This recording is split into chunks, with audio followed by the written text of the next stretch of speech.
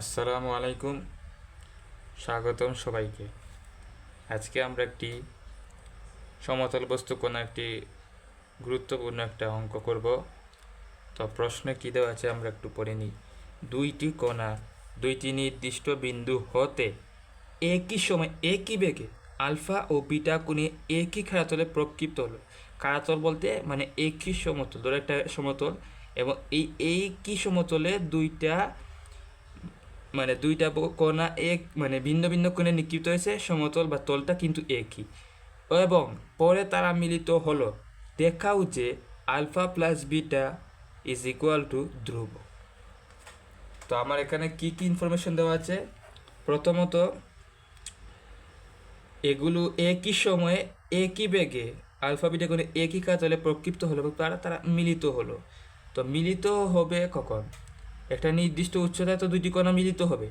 তো যখন দুইটা কণা মিলিত হবে তাহলে তাদের উলম্ব বরাবর যে সরণ বা উচ্চতা বা লম্ব আছে সেটা তো এইচ বা এর সাথে তো সমান হবে, কিন্তু এবং তাদের কোণ যে দুইটা দেওয়া আছে সেটা হলো আলফা ও বিটা। আলফা ও বিটা পরস্পর ভিন্ন কোণ। তো আমাদের প্রমাণ করতে হবে alpha plus beta is equal ধ্রুবক। তার মানে এমন একটা ধ্রুবক আনতে হবে যেটা আমরা প্রমাণ করতে পারবো এই দুইটা কোণের সাথে রিলেটেড কোনো কিছু ধ্রুবকটা আমাদেরকে প্রমাণে আনতে হবে। তো চলো প্রথমে আমরা একটা চিত্র এঁকে নিই বোঝার সুবিধার্থে। ধরো এটা একটা সমতল বা খাড়াতল বলা যায়। একটা নির্দিষ্ট বিন্দু, দুইটা নির্দিষ্ট বিন্দু ধরলাম এখান আর এটা। তো এখান থেকে আলফা কোণে নিক্ষিপ্ত হলে একটি কণা, এটাকে ধরলাম P1, আর একটা ধরো বিটা কোণে নিক্ষিপ্ত হলে সেটা হলো বিটা বিটা সেটা হলো P2। তো দুইটা কণা একটা সময় এসে ধরো এই উচ্চতা এসে মিলিত হবে, যেটা উলম্ব সরণ, এবং সেটা একই হবে। যেহেতু এখানে ধরো সাপোজ এখানে মিলিত হলো, তাহলে এটা হবে এইচ। আবার যখন মিলিত হবে তখন তারা একই সময়ে তাদের মিলিত হওয়ার সময়ও একই হবে, সেটা হলো টি। তো যেহেতু উলম্ব বরাবর এটা কাজ করতেছে, তাহলে আমরা জানি কি উলম্ব বরাবর সরণের ক্ষেত্রে H is equal to u sine alpha. প্রথম বস্তুর ক্ষেত্রে যেহেতু আলফা কোণ, তাই আমরা আদিবেগ তো উলম্ব দিকে আদিবেগের যে ইউ সাইন আলফা যেটা কাজ করে সেটা কাজ করবে। ইউ সাইন কোণ তো এখানে আলফা দেওয়া আছে, তাই এটা ইউ সাইন আলফা। তো u sine alpha minus half g t square, এটাকে ধরলাম প্রথম সমীকরণ। দ্বিতীয় বস্তু ক্ষেত্রে বিটা করে নিক্ষিপ্ত হয়েছে, তাহলে এবং সরণ একই, সময়ও এক, টি সেকেন্ড পর তারা ধরলাম আমরা টি সেকেন্ড পর এইচ উচ্চতায়, ভূমি হতে এইচ উচ্চতায় দুইটি কণা মিলিত হয়েছে। তাহলে এইচ ইজ ইকুয়াল টু দ্বিতীয় বস্তু ক্ষেত্রে u sine beta minus half g t square.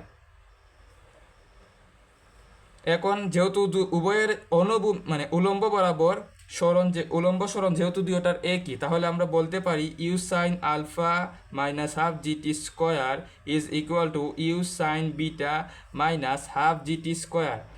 এখন উভয় পক্ষ থেকে আমরা minus half g t square কেটে দিলাম। আমাদের রইল কি u sine alpha is equal to u sine beta. এখন উভয় পক্ষ থেকে আমরা ইউ ইউ কেটে দিলাম, আমাদের বাকি রইল sine alpha is equal to sine beta. এখন যে কোনো একটা কোণকে তুমি পরিবর্তন করতে পারো। ধরো আমি এই কোণটাকে নিয়ে কাজ করব, তো সাইন বিটাকে আমরা এভাবে লিখতে পারি না, sign beta is equal to sine pi minus beta. এটা তো একই, কেননা এটাকে যদি আমরা ভাঙি, সাইন ত্রিকোণমিতি নিয়ম 2 × π/2 মাইনাস বিটা।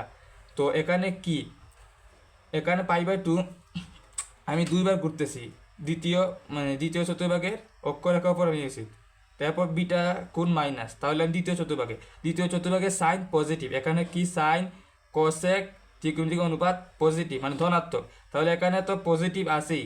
আর যেহেতু জোর আছে π/2 গুণিতক জোর, তাহলে সাইন অনুপাতে কোনো পরিবর্তন হবে না, অর্থাৎ এটা সাইন বিটা হবে এবং তার ধনাত্মক চিহ্ন পজিটিভ, যেহেতু এটা দ্বিতীয় চতুর্ভাগে আছে। তাহলে আমরা এটা লিখতে পারি sine alpha is equal to sine pi minus beta. তাহলে উভয় পক্ষ দিকে আমরা সাইন ইনভার্স যদি গুণ দিয়ে দিই, তাহলে সাইন আর সাইন ইনভার্স কাটা চলে যাবে, সাইন ইনভার্স চলে যাবে, অর্থাৎ alpha is equal to pi minus beta. বা বা আলফা মাইনাস বিটাকে বাম পক্ষে সরিয়ে নিলাম, তাহলে প্লাস হয়ে গেল alpha plus beta is equal to pi, এবং পাই যেহেতু একটা ধ্রুবক এবং আমরা জানি এটা যেহেতু আলফা বিটা কোণ রিলেটেড, তাহলে পাই হবে 180 ডিগ্রি, অর্থাৎ আলফা প্লাস বিটা এই দুইটা কোণের যোগফল 180 ডিগ্রি, এবং এটা সব সময় ধ্রুবক হিসেবে থাকবে। সুতরাং আমরা এটা প্রমাণ করে ফেললাম, প্রমাণিত। ধন্যবাদ।